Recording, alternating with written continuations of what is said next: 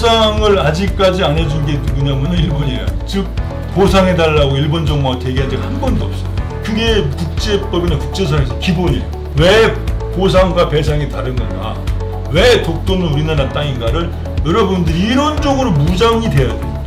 이 민재의 힘이 앞으로는 정치를 뛰어넘을 수 있다고 봐요. 선진자본주의하고 후진자본주의가 있잖아요. 선진자본주의, 후진자본주의는 미국이나 일본이나 이 독일이나 이태리 이런 데잖아요. 그죠?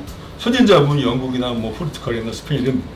근데 예전에는 이 후진자본주의들이 뛰어넘으려고 그걸 막 그 선진자본을 뛰어넘으려고 하다 보니까 이걸 총칼이나 이 전쟁을 일으켜서 움직였던 거 아닙니까? 그런데 지금은 뭡니까? 그 다음에 뭐예요? 자본주의라는 걸로 이제 평정이 됐어. 90년 전후, 그 전부터 서구 사회는 자본주의가 있었고 또 사회주의가 있었지만, 그런데 이 사람들의 최고의 무기가 핵이나 총칼이 아니에요. 그 다음에는 20세기 사륙의 시대에 끝나고 뭘로냐면은 자유라는 게 최고의 무기였었어요. 자유보다 큰 무기가 뭐가 있겠어요? 자본주의에서. 그럼 있는 놈만 계속 먹는 거예요. 이거 있는 놈만.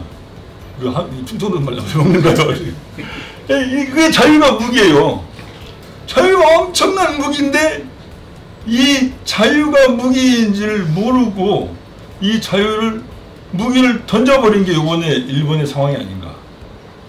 사실은 자기네들은 그 무기로 엄청난 이득을 취해왔잖아요. 이거 저 사견이니까 그렇게 알아두십니다. 엄청난 이익을 취해했는데 그 무기를 던져볼 수 없는 그 투항 상태라고 봐요. 그래서 저는 이번에는 자충수를 두지 않는가. 근데 이거는 우리가 그렇다고 엊그제 8.15 때 여기 우리 대통령 말씀 들어보신 적 있을지 모르겠는데 인터넷이 안 터서 잘 모르겠지만 그런 말씀 하시더라고. 이제 출국하기 전에 좀 들었는데 아니 우리가 조금 늦게 출발해서 좀 같이 따라가려고 하는데 올라가려고 하는데 그 사닥다리를 발로 몇 대 뱅겨 치는 게 이게 말이 됩니까? 라는 얘기예요. 이 분업화 사회에서 지금 절대위도 아니고 절대위는 물물교환 때도 절대위가 없었잖아. 비교위로 서로 잘하는 것만 해서 바꿔먹는 세상인데 그 자유라는 무기를 잘 이제 서로가 균형 있게 만들어낸 세상인데 조금 같이 좀 가자고 하는데 서닥대를 발로 몇 팽이 치는 게 이게 바로 옆집에서 할 일이냐는 얘기예요. 그러니까 아주 대단한 얘기했죠. 그 얘기를 여러분들은 못 들으셨을 거야. 저는 그거를 생방송을 들으면서 이제 공항으로 이동하고 그랬는데 인터넷으로 들었지만 바로 그거예요. 여러 가지가 있는데 이제 정치적인 상황, 아까도 어머님 말씀하신 정치 상황, 저는 그렇게 이해해드렸는데 좀 달리 질문하실지 모르겠지만 정치적인 상황 때문에 우리가 공부 못할 때도 있어요. 우리 어렸을 때는 이 남북이 너무 대치돼가지고 어디서 가스만 폭발해도 전쟁 난 줄 알고 조마조마하고 살아왔던 사람들이에요. 정말 조마조마하고 사는. 공산당의 공짜만 들어도 막 그냥 떨면서 사는 사람들 많아요. 그러니까 군대 보내려면 막 난리 쳤잖아요. 죽으러 가는 줄 알고. 그리고 반공이 아니라 멸공이라고 하고. 그런데 이런 상황에서 태어나서 움직였던 우리들이 이제는 뭡니까? 그 나름대로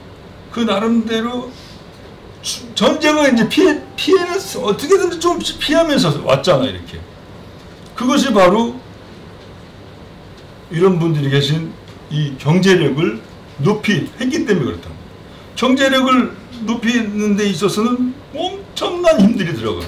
뭐 교육이라고 말씀하시면 교육뿐만이 아니잖아요.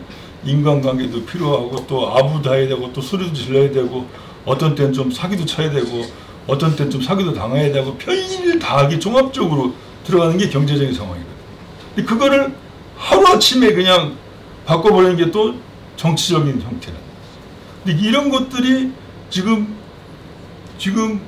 이 미래 세계에 펼쳐야 될 필요가 있는 얘기죠. 그러니까 누가 저한테도 인터뷰를 원하던데 이번에 아베 그 화이트 리스트 제외 이런 것들을 어떻게 저는 자충수다라는 게 첫째인지 안 하고 두 번째는 그 아까 명치 시대 때 1800 68년, 71년으로 잘못 오타가 나왔는데 이건 제 잘못인 것 같은데.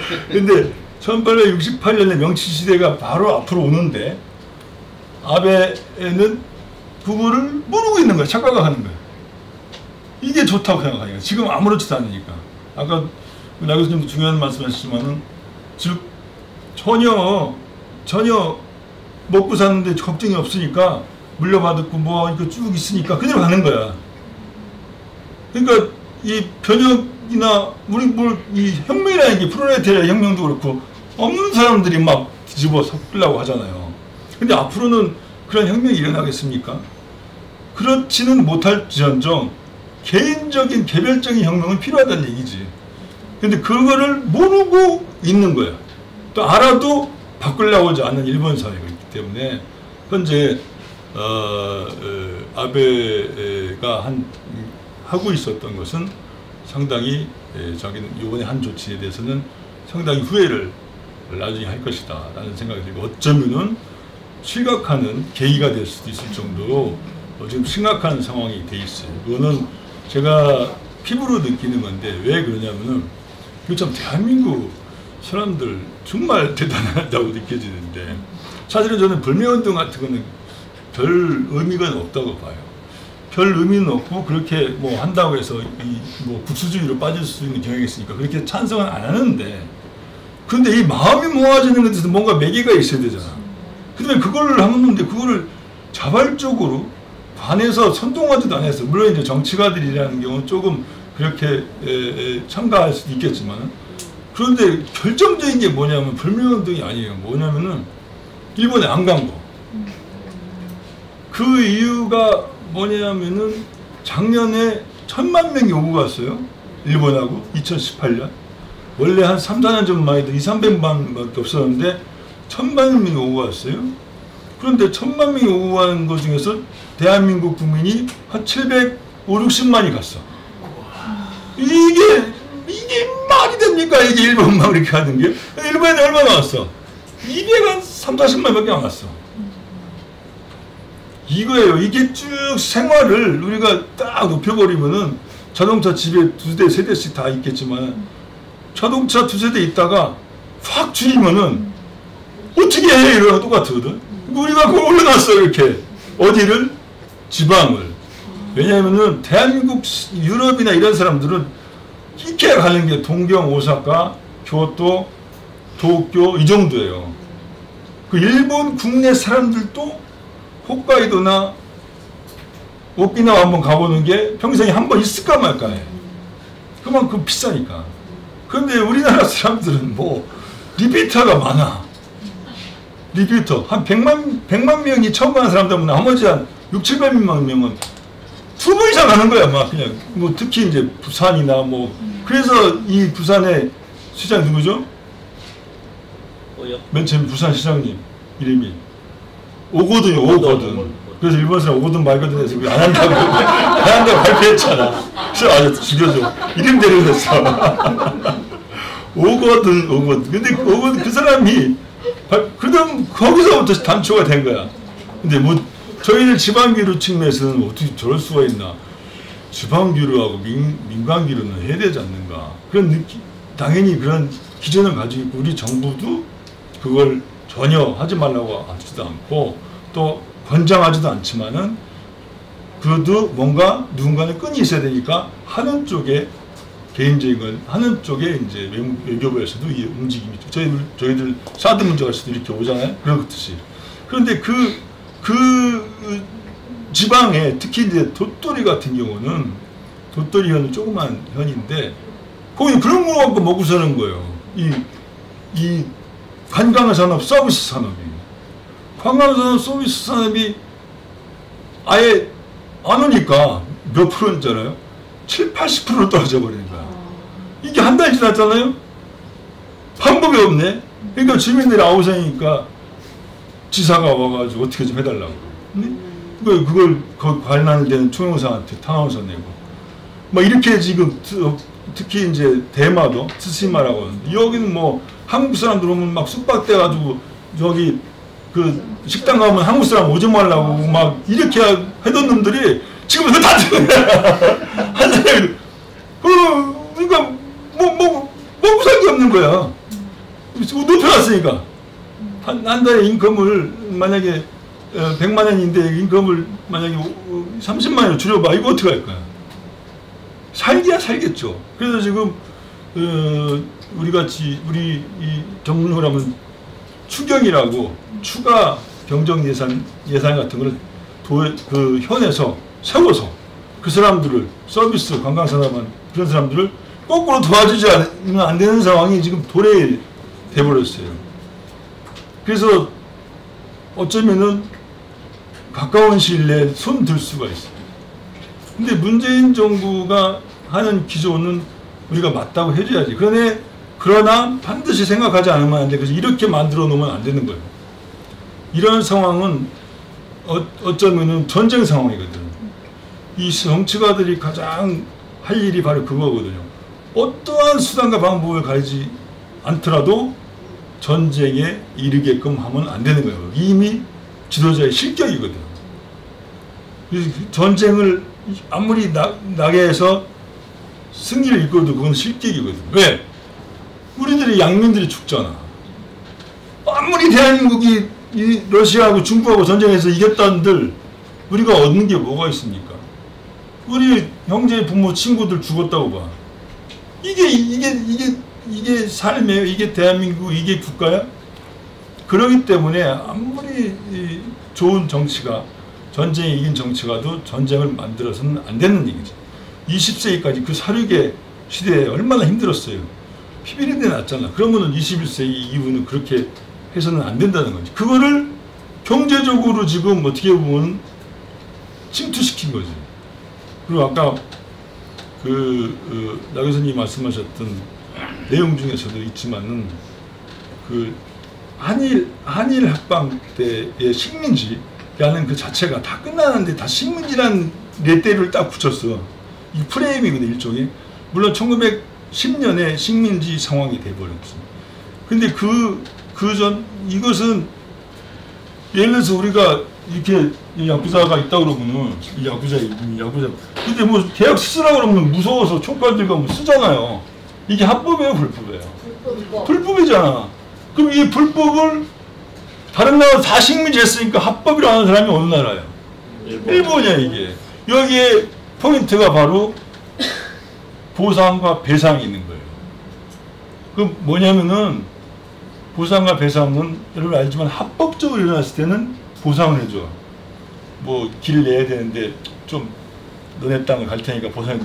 근데 배상은 뭐냐면은 불법적으로 행한 거예요. 즉 돈 줘야 되는데 안 주면 불법이야, 이거. 그 때리지 말아야 때리면 불법이에요. 예? 착취하면 근데 이 불법성을 아직까지 안 해준 게 누구냐면은 일본이에요. 즉 배상은 해주고 1965년에 한일 기본조약이 맺을 때 이후로 대한민국은 보상해달라고 일본 정부가 대기한 적 한 번도 없어요. 벌써 끝났기 때문에. 그거 끝났어. 근데 일본인이 착각하는 게 바로 그 부분이에요. 거기서 완전히 끝났다. 근데 배상 부분은 이승만 때부터 시작했지만 21억 달러를 요청을 했지. 근데 결국 돌아온 거는 3억 달러밖에 안 주고 2억 달러는 이제 차관으로 받는데 5억 달러 가지고 경제를 부흥을 시켰지만은 어떻든 간에 그런데 그때도 욕을 했었어요. 뭐든지 여러분들 마찬가지지만은 계속 문제점이 있으면은 띄엄띄엄이라도 욕을 해내야 돼. 지금 못 받더라도. 그게 국제법이나 국제사회에서 기본이에요. 그렇지 않으면은 나중에 되찾지를 못해요. 그거를 아는 애들이 일본 애들이거든. 즉 독도를 계속 집요하게 요구하자. 이래야 1000년이 가든 1억 년이 가든 독도는 계속 그 점에서 살아 있어요. 독도의 영유권 문제는. 이걸 딱 자르고 싶지 우리는. 자를 수가 없어. 왜? 욕을 하게 되면. 국제사법재판소에 가든지 해야 되는데 가면 우리가 이길 것 같지만은 이길승산이 있다고 볼 수는 없어요. 그러니까 안 가면 그뿐이지만. 왜냐하면 국제법이라는 건 다 페이퍼만 보니까 그때 강압적으로 했느냐 안 했느냐 그걸 모르는 거예요. 그래서 나는 식민지라는 말 자체도 어떤 침략 통치 시대라든지 뭐 이렇게 좀 바꿔 쓰면 좋겠어. 식민지의 이름을 같이 넣다 보니까 이런 유럽에서 한 식민지하고 똑같이 생각해요. 유럽도 다 해가지고 그때 불자들이나 양민들 다 죽이는 하고 문제점이 있어. 왜 우리만 가지고 그러냐? 이러면은 아베가 맨 처음에 두 번째 집권하고 얘기한 게 뭡니까? 침략이라는 의미가 뭔지 모르겠다. 왜냐하면 식민지는 그거는 너네 합법적으로 한일 합방하자고 했는데 무슨 얘기냐 이거죠. 그래서 그런 역사적인 조명이나 이런 것들도 사실은 역사가들이 필요하다. 그런 걸 많이 해줘야 되는 거예요. 근데 그런 걸 지금 뭐라고 좀 저는 일본하고 연결된 게 30년 됐어요. 30년 전에 가서 쭉 봤는데, 그리고 또 일본을 이기려면 이길 지금을 떠나서 이 동아시아의 전체에 가장 문제점 있는 나라가 어느 나라입니까? 침략 근성 있는 나라가 바로 일본이라고. 일본만 침략 근성을 빼면은 동아시아는 질서가 편안해질 수가 있어요. 근데 또 하나의 문제, 이 중국이야. 이 중국도 아주 골치 아픈 나라예요, 여기도. 워낙 대국이기 때문에 우리를 1대1로 보는 적이 한 번도 없어요. 뭐 정책은 1대1로 정책인데, 그 정책하고 달라지면 1대1로 본 적이 없어요. 맨날 족국으로 봤잖아요. 그러다 보니까 이 중국은 어떻게 할 것인가에 문제가 있어요. 그러다 보니까 우리 지도자들이 생각하는 게 항상 분단의 이런 상황에서 어떻게 모면할 것인가. 그래서 박근혜 때는 창조 정책이라고, 문재인 때는 뭐라고 합니까? 신성장? 평화경제. 그러니까 창조 경제, 평화 경제로 바뀌었어.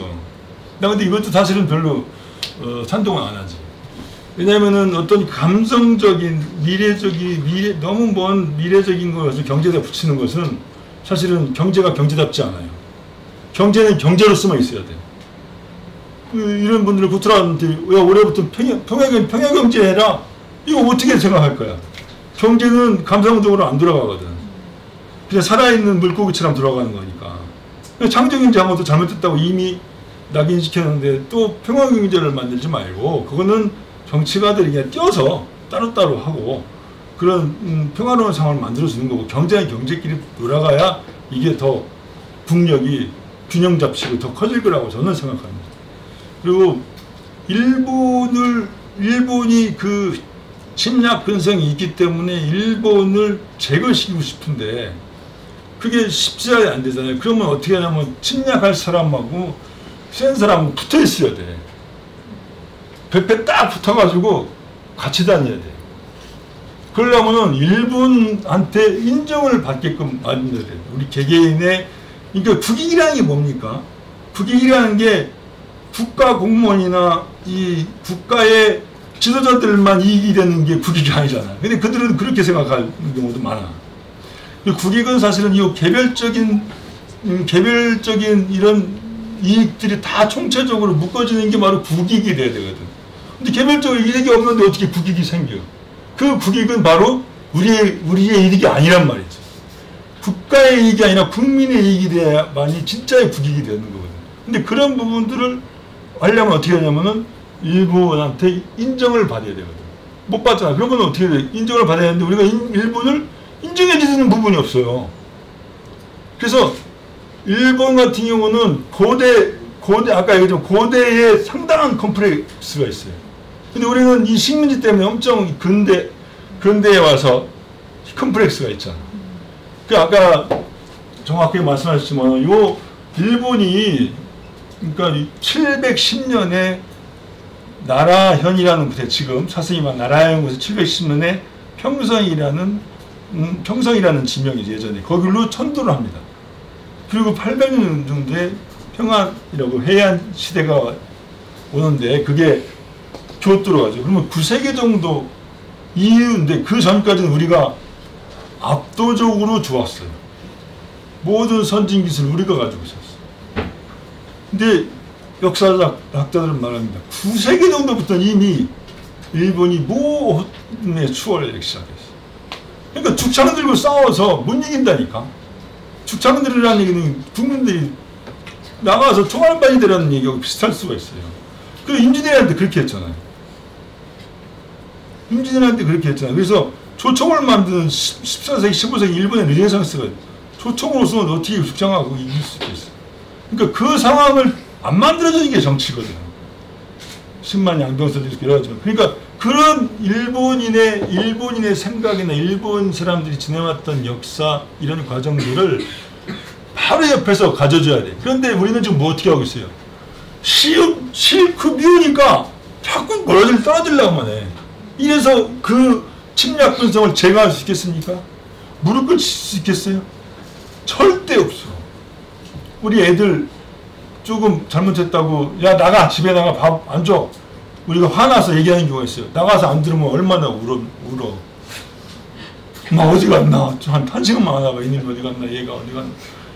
그렇잖아요. 이거를 멀리하면 멀리할수록 걱정만 되고 불안만 생기고 이길 수가 없어요. 같이 얘기해서 대화하고 뭐가 부족한 나도 뭐 잘못한 게 얘기를 세게 하지 않았는가?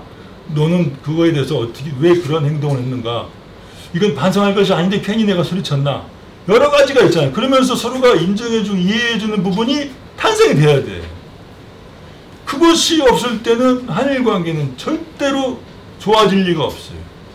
이긴다고 해서 이긴 게 아니에요. 또 진다고 해서 또 친 게 아니야. 이기려고 드니까. 그러면 어떻게 되냐? 우리가 중국을 많이 알아서 많이 친해졌듯이 일본도 많이 알아서 정확하게 친해져야 돼요. 왜 보상과 배상이 다른 건가? 왜 독도는 우리나라 땅인가를 여러분들이 이론적으로 무장이 돼야 돼요. 이론적으로 무장이 되려면 공부를 해야 돼요.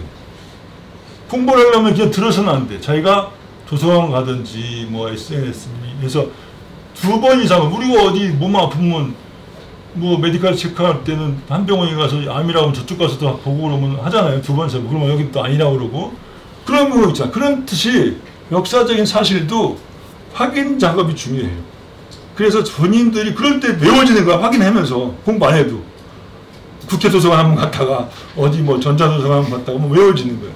그러면은 독도가 확실히 우리나라 땅이었다는 걸 알 수 있을 거예요. 뭐 간단하게 얘기하면은 거슬러 올라가면은 1965년에 한일 기본 조약, 그 다음에 1951년에 샌프란시스코 조약이 있잖아요. 이게 52년부터 공표가 된. 51년에 샌프란시스코 조약에 독도가 한 7번 한국 땅에 들어왔었어요. 들어왔다가 사라져 11번 수정안에서. 즉 일본이 크레미에서. 그때 최종적으로 물어본 게 주미 대한민국 대사한테 물어봐. 독도 어딨냐? 연합군 측 미국에서. 그러니까 그만 제주 쪽에 있는 우리나라 땅 이렇게 얘기했다고 하더라고. 그럼 제주 쪽에 그럼 거기서 봐서 뭐야? 이거 제주도가 아닌데 그러는데 그게 붕 떠 있는 거예요 지금. 국제법상 보면 떠 있어요. 그럼 자 봐봐. 그 대한민국 땅이 아니에요 지금. 그 시기에는 언제 또 거슬러 나가야 돼. 언제로 거슬러 가냐면 독도가 거론되는 게 바로 1905년 2월 22일이에요. 일본의 여기 시마네라고 있는 독도에 여기 현에서 진해코로 병합을 한 거예요. 이게 뭐냐면은 알지만 일산늑약조약이 1905년이에요. 그럼 일산늑약조약은 9월인가 그래요. 그런데 2월달에 됐잖아. 근데 그거는 사실은 제2차 일본 한일 협약이야. 제1차는 1904년에 일어났다. 10월에. 이미 그때 외교권이 거의 야쿠자 어디 갔어? 저기 계신다. 야쿠자 같은 데 와가지고 이거 쓰라고 한 거야. 그러면 우리 국가의 조건이 하나 없어졌잖아. 주권이 없잖아. 그런 상황에서 뭐 걔네들 여기 물가 많이 나오고 뭐 수달 많이 나오니까 잡을 테니 달라. 그래서 10만 원 했는데 달라가지고 된 거예요. 그럼 이런 부분들이나 저런 부분들을 여러분들이 확인을 하면서 확실하게 머릿속에 가지고 있는 것도 좋지만 데이터도 가지고 있으면서 만약 일본 애들하고 대화할 때 이럴 때 이래서 우리나라 땅이라고 한다는 거를 확실하게 보여주. 최근 거니까 뭐 세종실록까지 가지고 다니면서 보여줄 필요는 없어요. 그러면 뭐 어떻게 할 거야? 그럼 뭐 몽고 애들은 뭐 다 저거게. 그래서 그리고 또 일본인들 개개인을 보면은 상당히 검소하고 깨끗하고 말 잘 듣고 정확한 사람들이 많아요. 또 우리도 일본한테 도움받은 건 많잖아. 그리고 또 일본도 우리 때문에 산 게 또 많고. 일본은 사실은 우리 6.25가 없었으면 일본은 지금 없었어요. 일본 사람들 많이 얘기하지. 저 6.25가 일본을 다시 부활시키게 만들었다. 그러면은 우리는 그 동변 상전의 엄청난 그걸 하고 싶어서 한 건 아니지만은 그런 상황이 있다면은 이거를 너네들 이러고 봐라 이래서 되지 않냐고 뭐 얘기할 수는 있겠지만 그렇게 크게 얘기 안 하더라도 상황을 잘 얘기하다 보면은 아 맞아 대한민국 이 한반도 사람들이 그렇게 힘들고 아직까지 분단의 원인도 일본 아닙니까? 그런 거를 알 수 있게끔 하려면 자꾸 접해줘야 돼. 근데 자꾸 멀리하니까 나는 이 한일 관계가 더 힘들어진 상황이 될 수가 있다. 이런 식으로 나가다가. 그래서 이제 그래서 이거를 해결해 주는 것이 더 이상 전쟁을 일어나지 않게 해결해 주는 건지 정치가들의 어떤 결단인데 아베 수상하고 우리 문재인 대통령하고 서로 북빈으로서 전격적으로 방문을 받고 방문을 가고 이게 북빈은 최고의 예우를 해줘야 되거든. 최고의 예우를 해주는 상황이 만약에 도래되면은 나는 좀 더 일본으로도 유학 가고 일본 사람들은 말이야 지금 아까 BTS 뭐 나왔지만은 한국에 대해서 엄청나게 좋아하는 사람 많아요. 걔네 마니아크 애들이 많아가지고 한국을 막 정말로 모든 걸 식음을 전폐하고 하는 경우가 많아요. 그 정도로 한국 문화가 엄청납니다. 한국 문화의 그 드라마틱한 부분이나 내지는 한국에서 하고 있는 그 노래나 뭐 이런 드라마뿐만이 아니라 한국에서 행해지는 이런 어떤 사회에서 이런 것도 좋아하는 사람들 많이 있어요.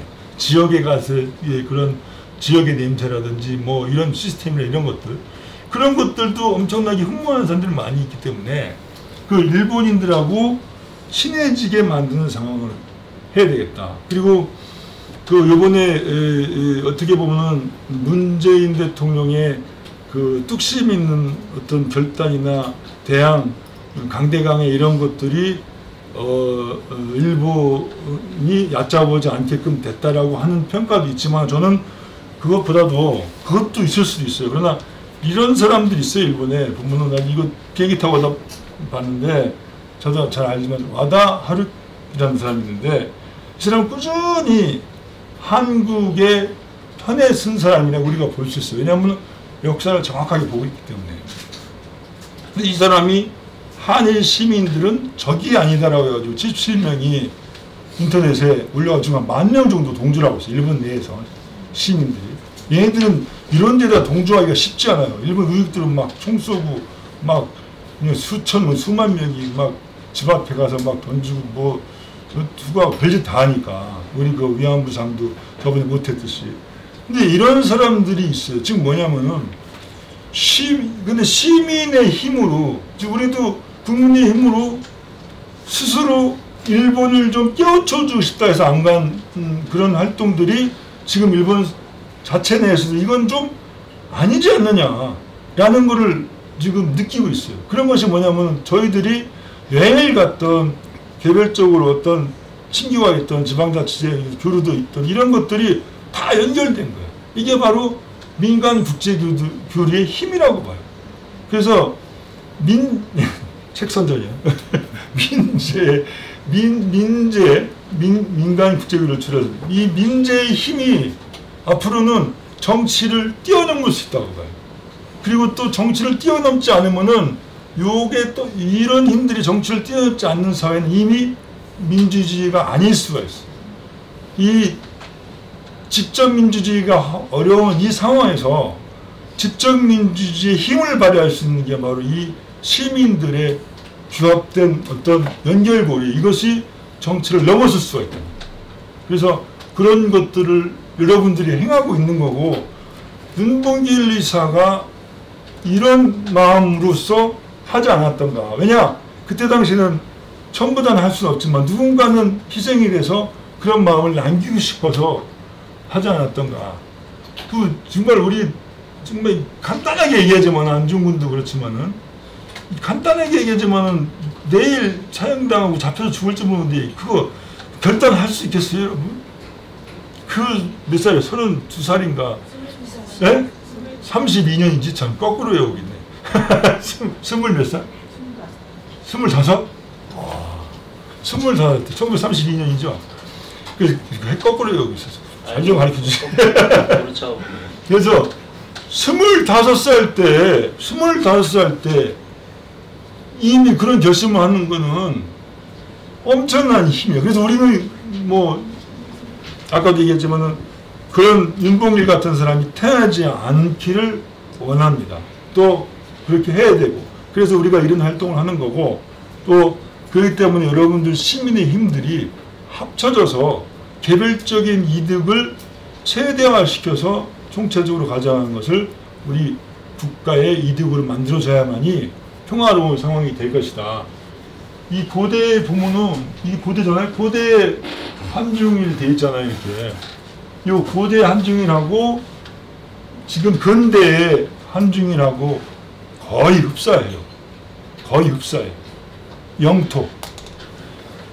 근데 이쪽들은 이건 뭐 이런 원래 없었고, 뭐 여기 유럽도 그렇고, 이거 전부 다 옛날 고대에는 거의 이런 형태가 없었는데 지도가 지금 이렇게 된 거예요. 지금 뭐냐?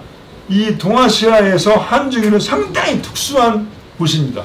그 누구도 깰 수가 없고, 그 누구도 이거를 통폐합시킬 수가 없어요. 그러니까 그런 자부심이나 그런 역사관, 또 개별적인 대항 능력, 그리고 절대로 두려워하지 말고, 뭐를 타협하는 걸 두려워하지 말고 당당하고 겸손하게 나가시면은 절대로 우리가 질 수 있는 싸움은 아니다 라는 거를 명심하시고, 시간이 벌써 그렇게 된 것 같아요. 네, 사인. 저는 이만 제 말씀을 마치도록 하겠습니다.